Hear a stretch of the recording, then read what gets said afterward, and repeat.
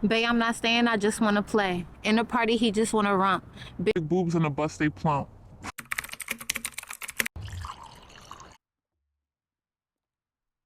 Hey guys, welcome to my channel. It's your girl Janelle. I need some lip gloss. There we go. We're at the park, babes.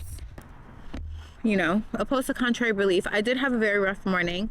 I cried myself awake, literally, because I was stressed about finding a job. You may not know, but I've been unemployed since October. I got fired from a very terrible, shitty ass job. And I've been living my best life ever since, just making my day, doing things as on my own terms, being in control of exactly what it is that I get into, you know what I mean, loving it. And just the thought of giving that up make me bawl my eyes out. But I'm realizing that unemployment is ending in about a few months and I have to be fucking stopping delusional and be fucking for real. So I just was really, really sad this morning, mourning this beautiful life that I've created for myself. But we're going to talk about some things today. Today I really want to talk about self-concept and how that is helping me get through this very difficult time of being in very uncertain, uncharted waters with relationships, with just life circumstances. So stay tuned because this is going to be a very, very, very interesting one.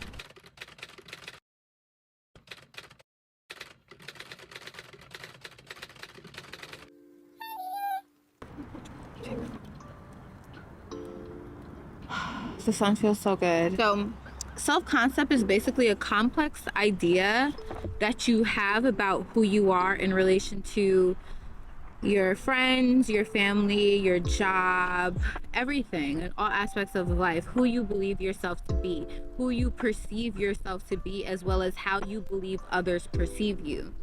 Your self-concept evolves as you do. When I was younger and I was more like, I had a lot of internalized pain that I had never talked about or released because of you know, I didn't feel like I had anybody I can trust. So my self-concept was pretty low because I based it off of how people treated me, which my self-concept wasn't great and I didn't even know it was a thing. But as I grew older and I started to gain confidence in myself and confidence in who I was and who I was becoming, I started to realize who I truly was. Your self-concept is so important is because it affects how you show up in the world. Because if I think that, like, when I used to think that I wasn't likable, I wasn't lovable, I wasn't somebody who got good things or who was treated well, I presented as that. So I was more of a person that was harder to deal with. I was more of a person that was harder to get along with because I believed that that's who I was. I believed that that was who I was supposed to be because that's how people had always treated me. Like I was difficult, like I was too much, like I was too much to be involved with, like I was too much to love. And once I became aware of the fact that self-concept is a thing and I started to focus on it, I really sat down and I was like, who do I really think I am? And it's like, my self-concept, I am one of the most beautiful, mystical, effervescent, ethereal, spiritual beings that there is walking this earth. There is no energy like mine. There is nobody on this planet like me. There is nobody that can bring to the table what I bring to the table because the way that I do it is with such Finesse that it cannot be reenacted or copied. It cannot be redone. The way that I do it cannot be redone, period. Self-concept really has an effect on the way that you experience life because your self-concept is an energy that surrounds you, and that's the energy that people pick up when they're with you. Who do you think you are? Who do you know yourself to be? Not who your friends tell you you are, not who your nigga tells you are, not who your parents tell you are, not who your coworkers tell you are. Who are you aside from all of that?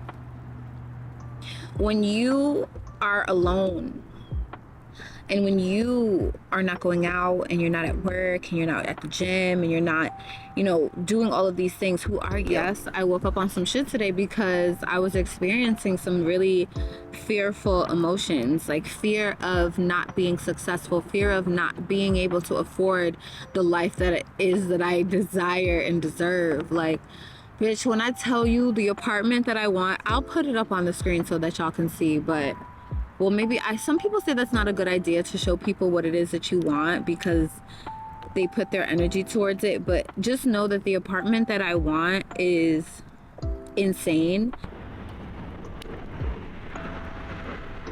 What is it, fucking rush hour for the trains? But like, the rent for the apartment that I want, it's $3,000, and then to have a dog in the apartment building, it's $1,000 plus I think $100 a month for the dog, because I know I'm getting a dog. But that's the thing, like, that's what I know that I want. And to me, when I say it like that, it doesn't sound like a lot of money to me. But when I think in relations to the job market and what's available and what I have right now, it's like, I can't afford that. And it's like, it scares me to thinking like, okay, then maybe I won't get it as soon as I want it or as soon as I need it. But you know what? All that information is really not up to me. All I know is that my desires and everything I desire is for a reason. That means that it's mine and that I'm capable of having it. And all I have to do is continue to be who I am and continue to be present and continue to hone in on my energy to be able to follow that inner guidance to get to where I desire to be. And the moments that I had this morning, I literally said in the video, I just started looking for jobs. I have these goals that I have in my head. And these desires that are so grand.